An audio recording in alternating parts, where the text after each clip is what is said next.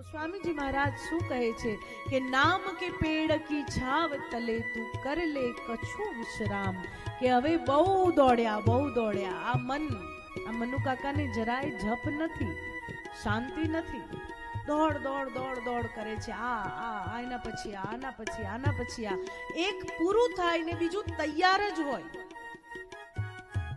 પરંતુ આરામ ક્યાં છે, વિશ્રામ ક્યાં છે? નિદ્રા એ કોઈ આરામ કે વિશ્રામ નથી, એ પણ આપણા માટે બસ એક સાયકલ થઈ ગઈ છે।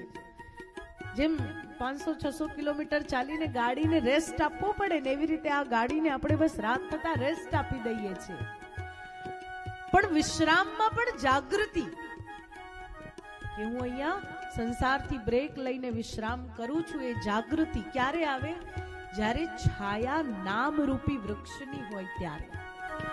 એટલે ભગવાનના નામનું સ્મરણ કરીશું તો આપોઆપ હૃદયમાં આરામ, આપોઆપ વિશ્રામની અનુભૂતિ થશે। અને આજે સંસારના થાકના કારણે આપણે ભજન નથી કરી શકતા ને, એ થાકની જરા પણ અનુભૂતિ નહીં થાય। નામમાં એ શક્તિ છે જે આપણને ચાર્જ કરી દે છે। એટલે નિરંતર સ્મરણ કરો।